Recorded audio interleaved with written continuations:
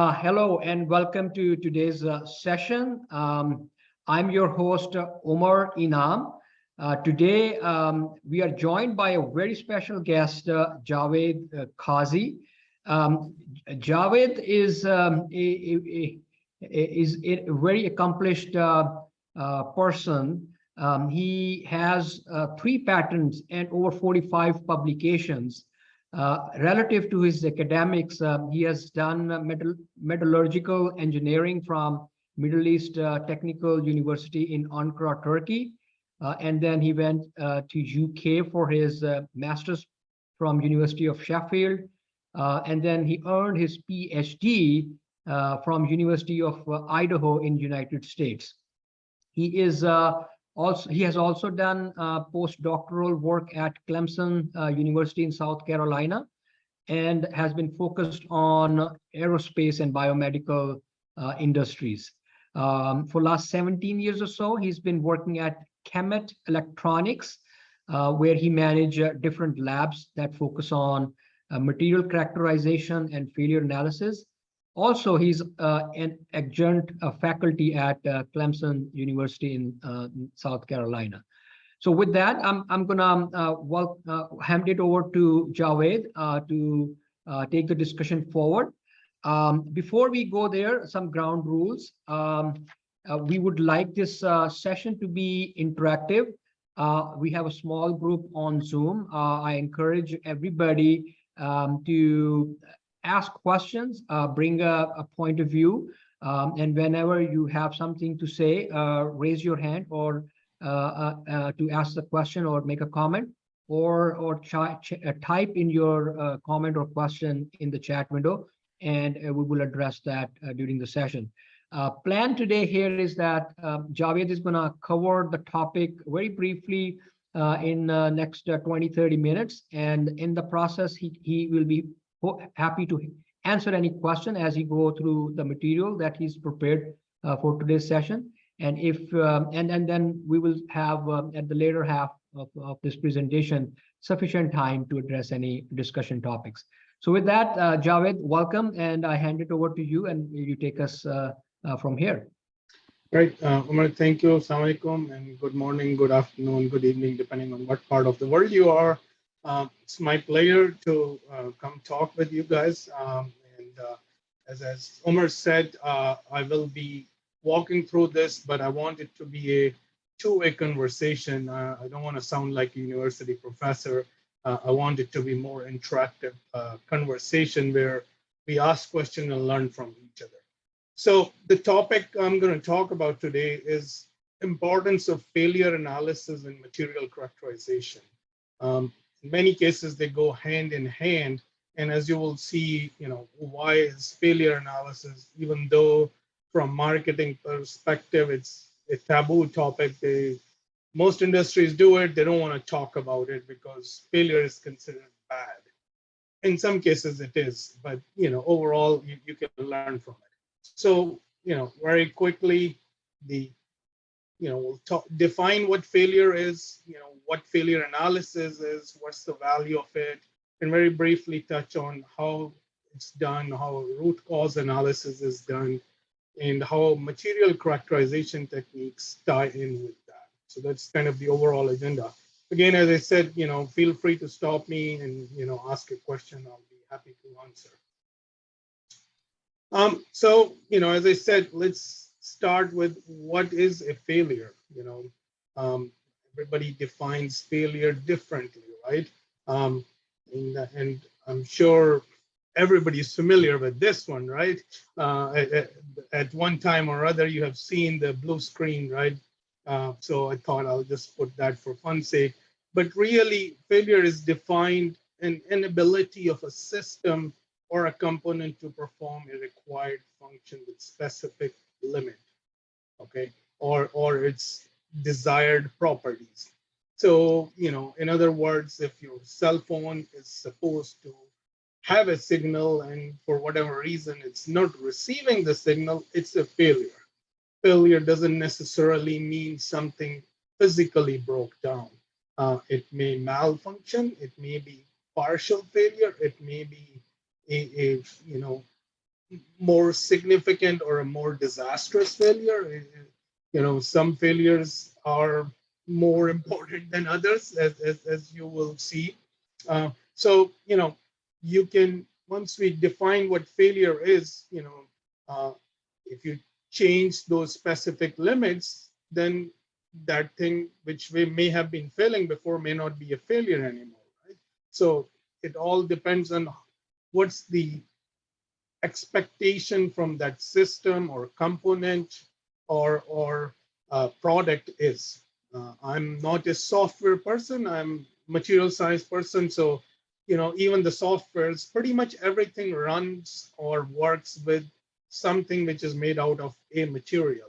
So 90+% of the failures have something to do with some material not performing its job as it is intended to be. So types of failures, and there are more, but you can kind of categorize them as physical failure of something, paint is scratched, or mechanical failure, something literally broke down into two pieces, electrical component failing, or a chemical corrosion occurring, or software, obviously some of you guys are more familiar with. And then we have emotional failures, relationships, or Pakistan losing the T20 Cup, right? So it's a failure on an emotional level as well, even though something physically didn't break down. So these could be, very significant, or they could be, oh yeah, let's move on. So, there are consequences for failures, right? While we may wish that most of our failures are something like this, that somebody is upset that the Wi-Fi stopped working and, that's the end of the world, or there are more disastrous failure, as you will see, where life, money, and everything else is at stake. So obviously these are treated differently, and some are just ignored. Okay, yeah, you bought a $2 thing and therefore it broke, and let's move on. What did you expect from it? Versus, no, this was a $10 million thing and it should have functioned, and what are we going to do about it? Any questions, comments so far from anybody? Yeah, so I was just wondering, I was thinking about the different types of failures. And one thing struck me is that in today's world, when we are building, let's say, self-driving cars, as an example, or some Internet of Things devices, I mean, that's where this multiple domains are coming together. Let's say software coming together with physical materials like metals, alloys, electronic equipments. And I was just thinking, I mean, how connected both physical things and software things are. And if somebody today is thinking about building a software product which is going to interface with the physical elements in the universe, I mean, it's really important to think about the materials. So I'm happy, Javaid, that you're here and giving us this opportunity to connect the dots. Very great point, Umar. And to kind of build on that, I mean, think about it. How exactly does a software work, right? Something is happening in your CPU and your GPU and your RAM and all these things, right? In the old days, the hard disk is spinning to access the data, and it's turning on and off those buses, so to speak, are running in there, and electrons are moving. So even though your software is soft command, it is physically doing something on a hardware, right? So when that hardware have some problems, it's not performing the function it is supposed to be, it runs into a problem. Whether it got overheated or other components on the circuit board, stop functioning the way it should be, the voltages that it should create, the resistances it should have. If it exceeds those limits or go below those limits, then it starts performing those functions and then you have these problems. And that's why you will see sometimes things will shut down. There are safety mechanisms too, obviously, to avoid major disaster, that your system overheats and it shuts itself, and then in a few hours when everything cools down, you can turn it back on and everything is functioning. That's the safety mechanism to avoid a bigger disaster. So yes, even though it seems that it's a software, completely a software, at the end of the day something is happening, whether it's on a mega, micro, or mega scale that you can physically see it visually with your eyes, or it's on a atomic or electron level that our eyes can't see. Things are moving, and that's what's changing. That's what makes these things function. And another point you brought up, and we'll come back to that, things are getting more and more complicated. Okay, and we'll come back to that in a minute. Anybody else? Any questions, comments?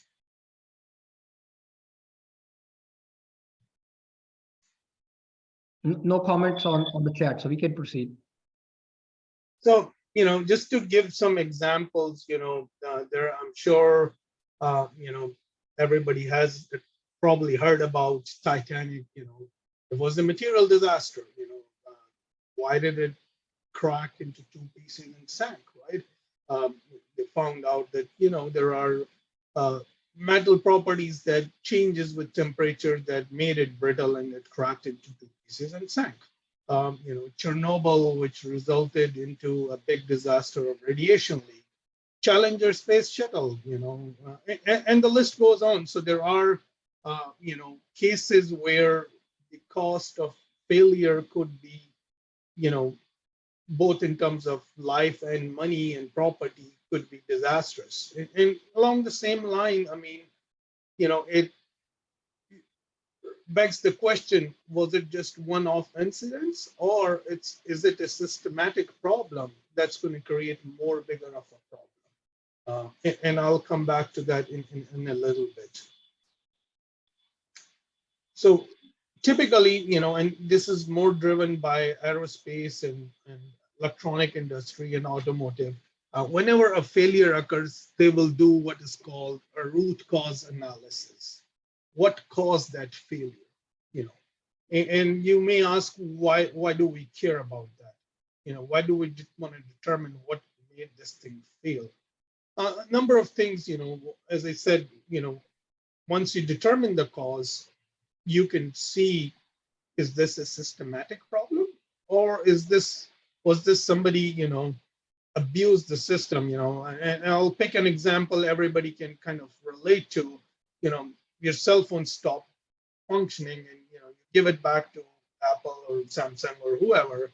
It's under warranty. They replace it, but they'll, and I can tell you, having worked in the industry, that what happens in the background, which most of us as user may not realize, is that it's analyzed to the nth degree to see what went wrong, why, and what can be done. Was it a, oh, this thing is cracked because somebody dropped it 20 times from very far up, and that's why it stopped working. Or no, we have some problem with this particular component, which could create us more issues down the road.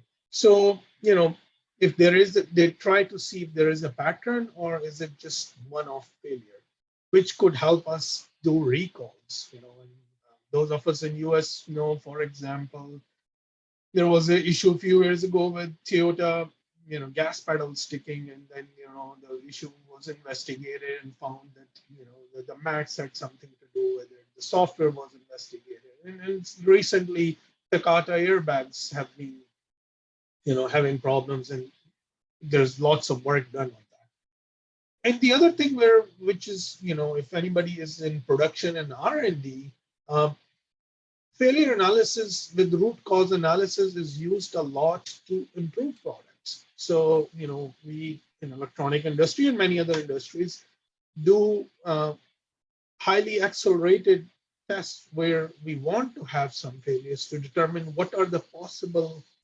root causes, or what are the failure modes, and what are the root causes, to predict long life, and what can we do to push those further to improve, these products further to improve their reliability and liability. And in some cases, if it is industry to industry, sometimes it's just done to gain customer satisfaction and confidence. Any comments, questions from audience? If not, then I'll take a quiz afterwards. Just easy. So, these things have, why do we, coming back to what Umar was saying earlier, if you go back couple of hundred years ago, most of the devices and systems were simple. They were mostly mechanical and had fewer parts. But now the devices and equipment are getting pretty complicated. So let me ask a question to audience. What do you think how many components make up an average cell phone? So maybe that will wake them up. Come on, guys, don't tell me you don't have a cell phone. and no Googling, please. Just.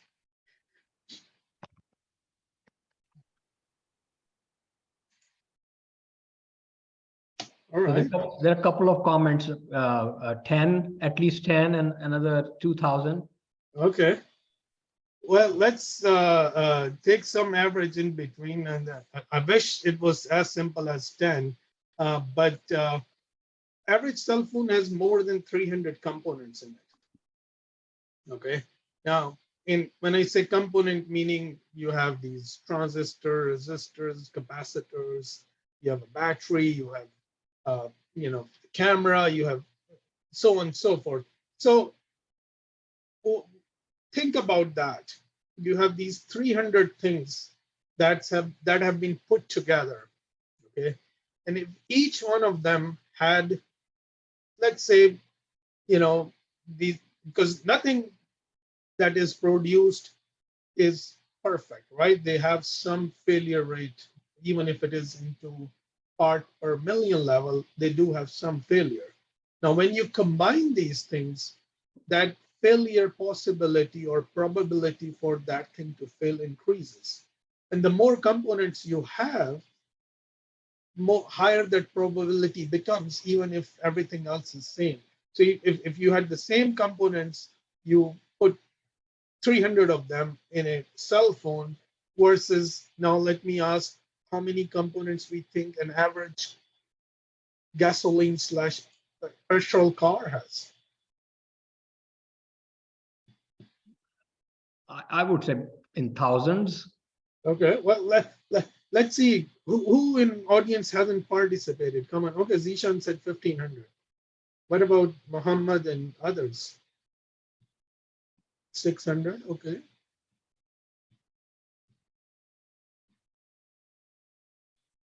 Thousand plus. Okay. So, you guys will like this. Has 30,000 pieces. Okay. So this is gasoline car. The electric one has about 15,000. Okay, so it has less components because you're using electricity. So many things. Anyways, going not into too many details there. So just imagine the possibility of any one of those failing can create an overall failure. Now, obviously, some are far more critical than others. Obviously, if your battery fails, you can't run the car. But hey, if your air condition stopped working or your audio system is not working, it's a failure, but it's not a disaster. So, so over the last century or so, failure analysis has become an important field because as these systems and devices become more complicated, you have higher probability of failure, even if everything was same. Now, industry has improved a lot to reduce the failure rate, but we have so much dependencies. And I'm sure it's same in Pakistan, and I know a few months ago when I was there, we were doing this, and I'm sure lots of others in US and Europe do a lot. If nobody asks directions anymore. What do? Somebody gives us their address, we stick it in GPS, and we just blindly follow GPS. Imagine if your cell phone hung up or stopped functioning at that very critical time when you're going for a job interview or catching a plane or something like that. You're stuck, right? So apart from these systems getting complicated, the dependency on these things has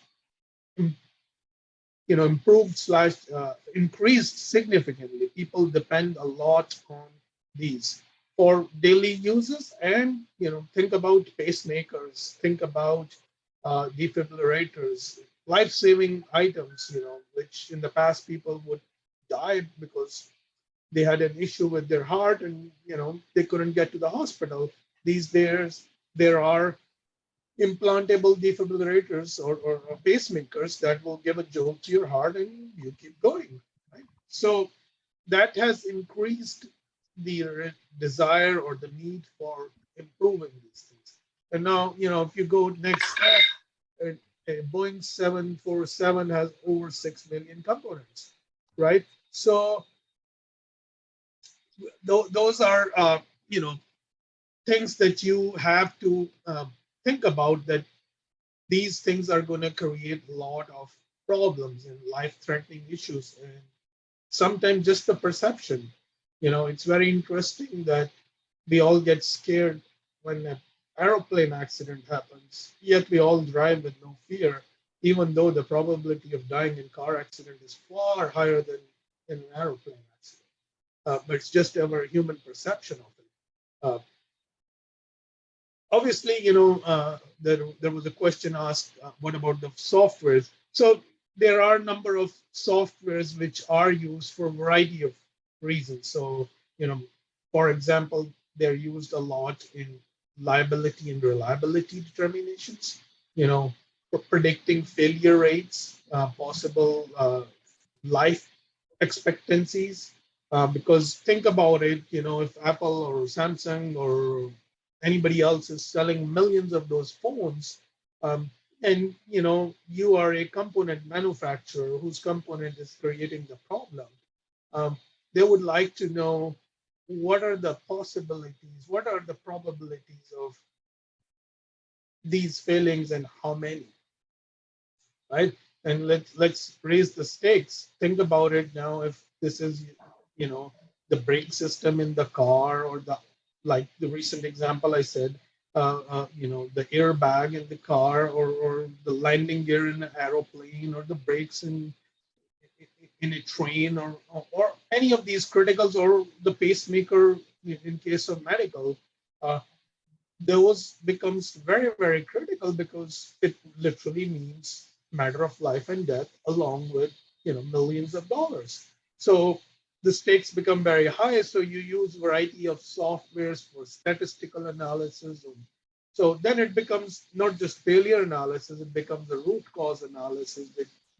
You determine what caused this thing to fail, this particular one in hand, but can you use that to do an overall prediction based on the lot analysis and other testing you might do to determine what are the possible failure rate of these things. Okay. So what are the common steps taken in failure analysis? First, understanding and documenting failure. Saying it is not working is not really a very defined, descriptive, uh, you know, definition of a problem. Saying it did not do this function at this particular time when this command was put in, or when the key was turned, the car didn't turn on, gives you a more definitive description of it. So doing that is the number one thing. And then four basic things: what, when, where, and how. And we'll go quickly through those. So defining what failed, just as I said in a previous slide, saying this is not working is my car is not working. Okay, I understand your car is not working. What exactly is not working?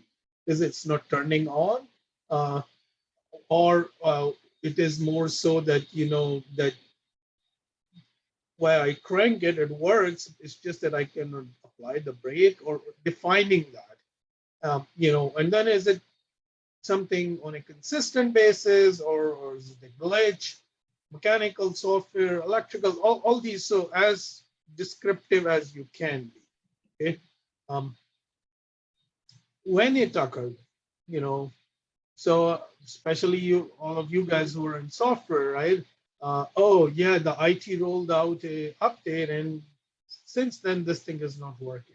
It was fine before that. Or the phone, the last update created this problem. Or this happened when it started raining, or on a hardware side. So defining when it happened, or it happened when there was, thunderstorm outside, so lightning might have hit it, or things like these help the failure analysts determine what could be the possible root causes.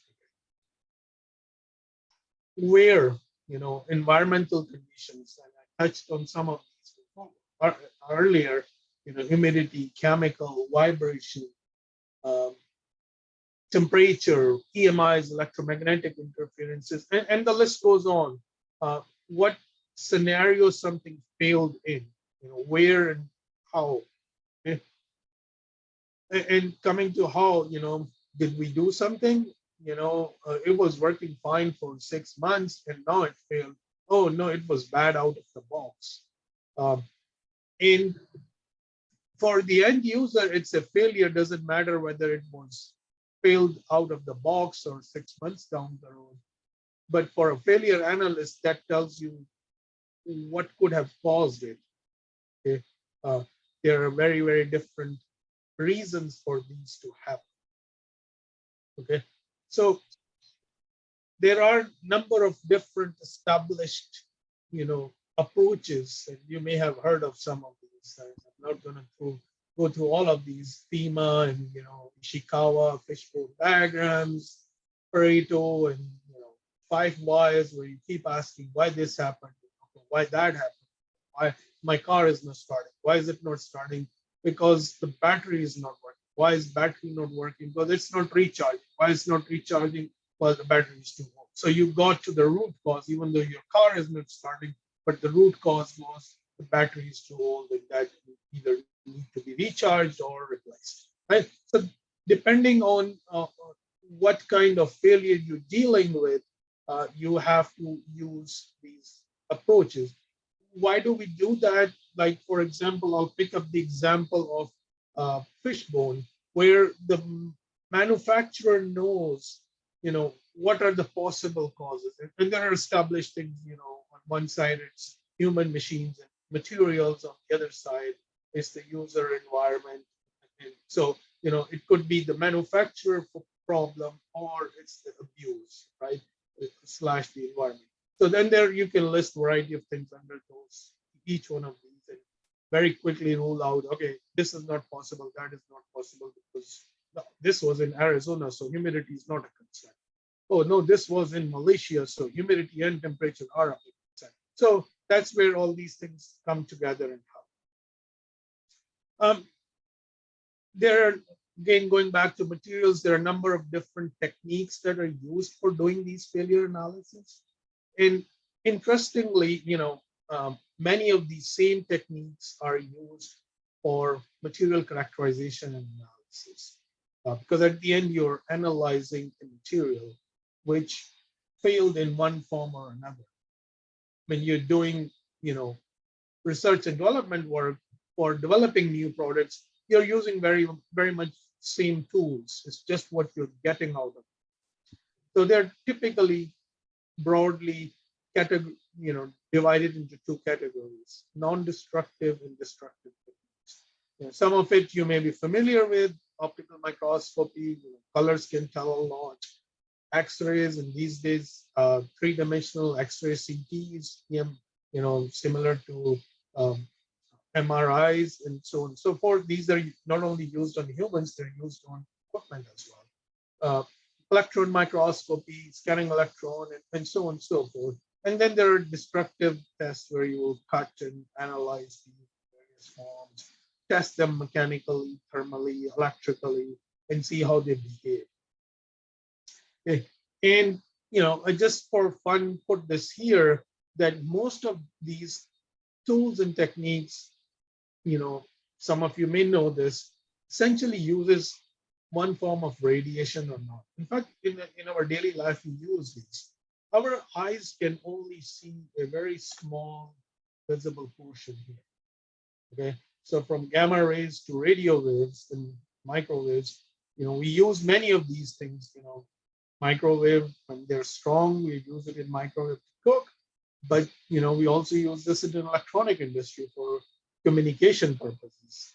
Infrared is used for night vision, and many of the same things are used for doing lots of material analysis. The X-rays, ultraviolet can see things which, if anybody has watched CSI or crime scene investigation and other series like these, many of the acronyms they mention are correct, and those techniques exist, and we do use them on a daily basis. So these are utilized. We do that sometimes without realizing. In some rare cases, you will, where the stakes are really high, when the root cause is determined, then it is recreated to make sure that is really the cause. You're making an assumption it is the cause, then some experiments are done to make the thing fail under those circumstances to confirm that is the cause. Now, if I had bought a $5 toy, it failed, it really doesn't matter. Nobody's going to spend too much time on it. And in some cases, it may not be very clear to determine that. But in other cases, when lawsuits are involved or very high level property loss is involved, these things are done, or there is a potential that it could become a disaster. Like when these inspectors go in and check the nuclear plants or the bridges or a road condition, they are analyzing to see what are the possibilities and probabilities of these things to fail.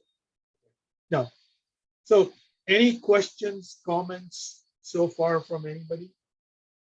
Javaid, I typed one in the chat window. Yeah, I'm coming to that in a second. Okay. Okay, so I've listed there are a variety of resources to educate yourself. There is a American Society of Materials. They have a failure analysis sub-society. There's an electronic device failure analysis. There are lots of people like me. I have written a chapter on failure analysis of capacitors and inductors for a handbook. So, and the list goes on. You can find a whole variety of things. In terms of, going back to why do I care? So I told what are the advantages of doing that. Now, at the end of the day, we all want to go find a job, right? So how does that fit in?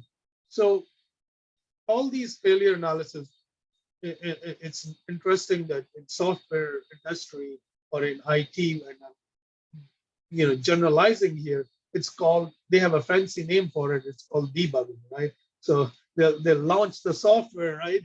It has, as far as I'm concerned, failures in it, but rather than fixing it, they say, hey, let it go out and we'll debug it as we run through, right? So you are analyzing it and seeing what failed, how can I fix it, right? So the first step is to do the failure analysis. In other industries, you can, whether you look into electronic industry, where, active components, passive components, circuits, or if you look into structural, where you're talking about, shafts in the car or the cylinders or wheels or the whole car, the failure analyst plays a big role. Once you master the techniques, you can become what is called a reliability engineer, where, you understand what causes the failure, what can be done to improve those things, and then determine what can be the potential risk for a company for that particular product. So to determine that, you have to have a good understanding of the failure mechanisms that could be at play.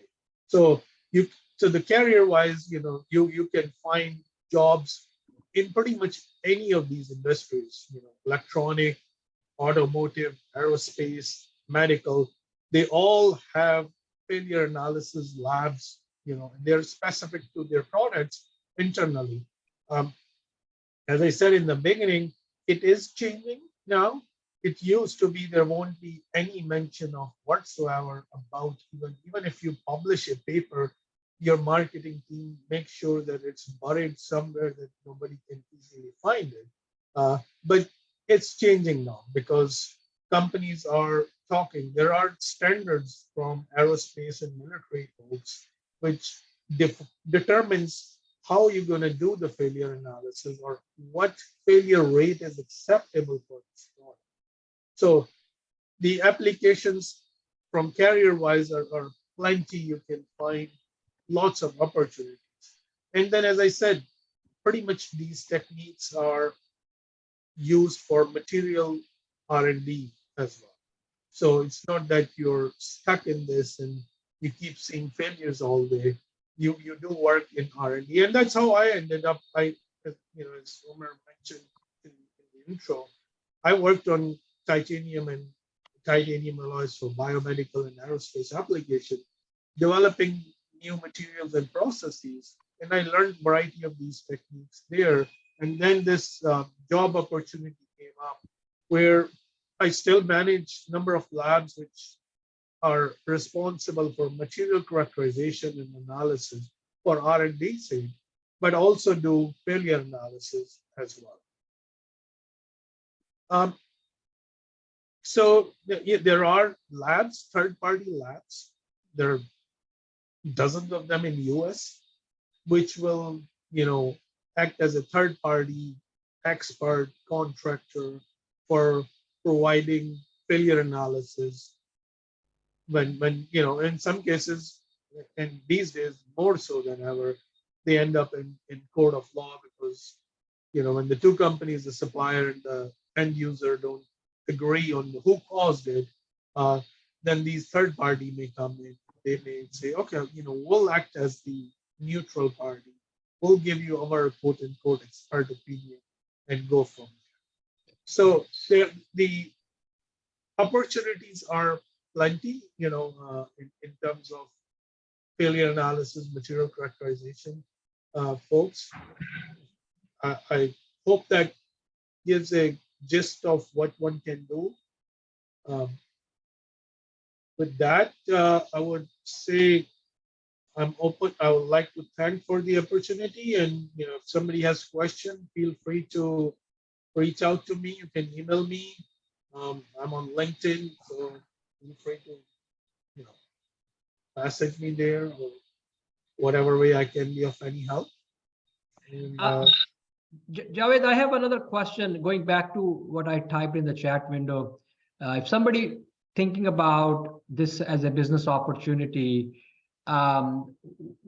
what one should be thinking about when you talked about the third-party labs? Are those like are those business models more driven by somebody is subject matter expert in certain domain and they build a lab or some service model and they just serve within that domain to various customers, or it doesn't matter? This is like sort of like an agnostic of the business domain. What have you seen, or what you see the trend? A little bit of both.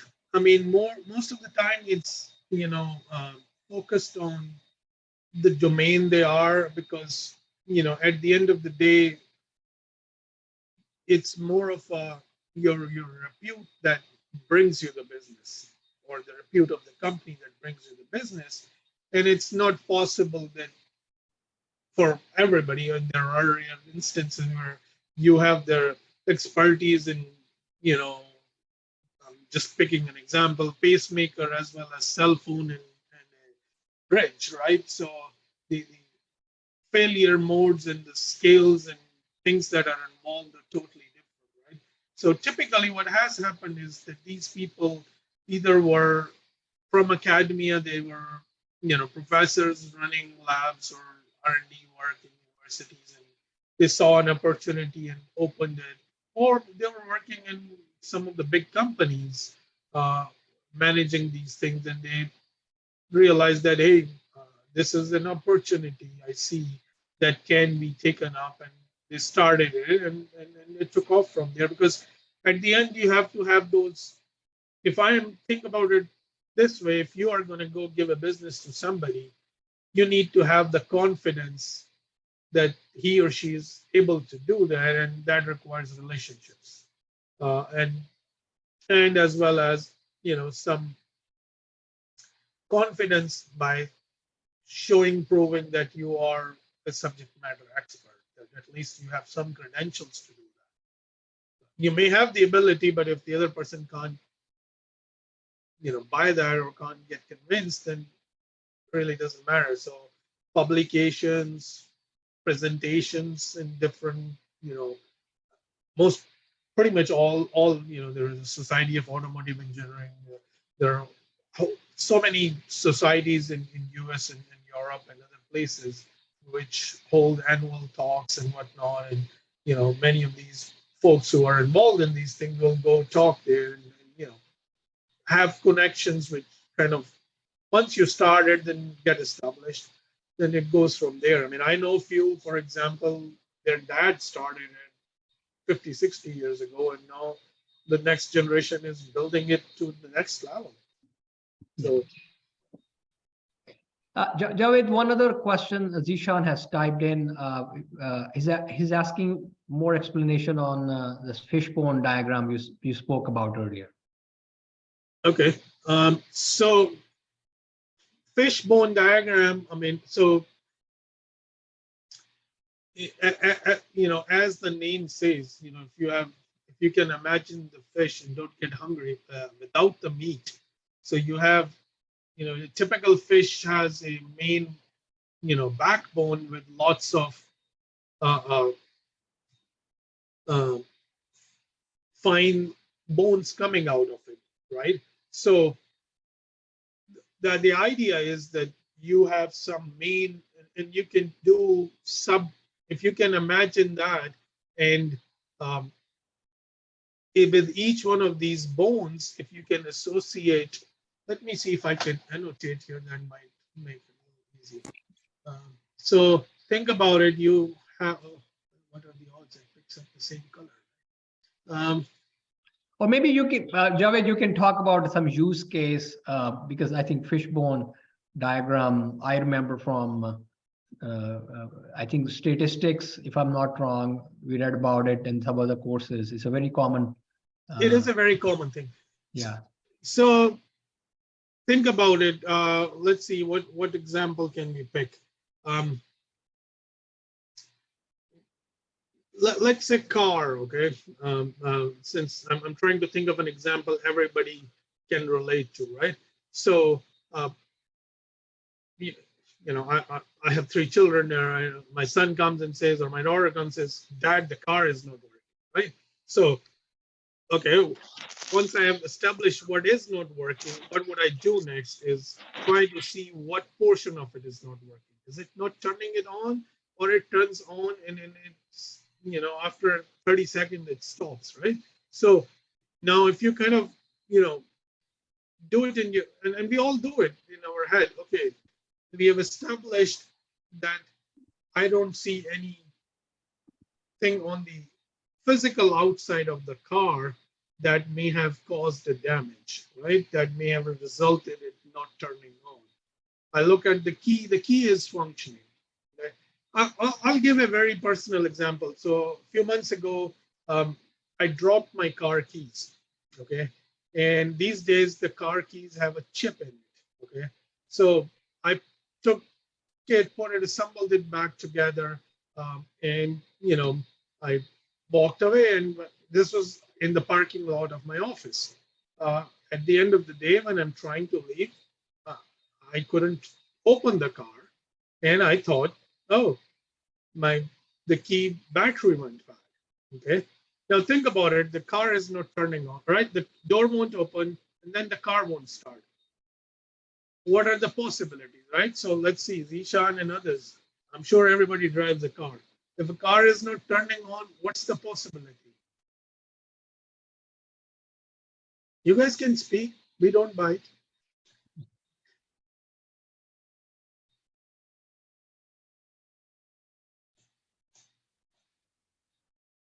Oh, okay. I'm not asking about a solution, but okay, that's a good one. Um, so yes, fishbone essentially, you list down on one side typically the manufacturing or product related things. So could the production of that may have had issues. For example, material, and you can list down 10 different things under those: chemical composition, how it was used, formed, so on and so forth, environment, and the people involved. And then on the other side is the usage.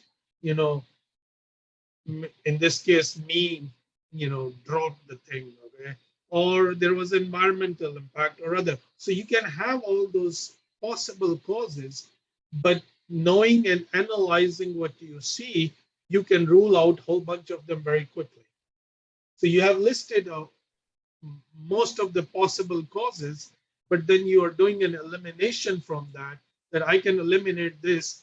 I can eliminate that gas is not the issue in my car because I just put gas in it. Okay, so I can, because the car is not starting. One possibility could be that there isn't enough gas, right? The gauge is telling me there is enough gas / petrol, so it will start. Or I check the battery. Battery is fine. So does that give that answer to your question? So you have these possible causes, and you can rule them out based on what you're seeing or testing you're doing, and then you can narrow down very quickly to few. Okay, these are possible causes that could lead to this failure. Yeah, we good. Yeah, thank you, Javaid, for addressing those questions. We have about 7-8 minutes left. We have more time for Q&A. I think I have asked all the questions I had in my mind. From the audience, anyone else want to bring up any question, or something was ambiguous that they want Javaid to clarify? Please raise your hand, or unmute yourself or ask the question.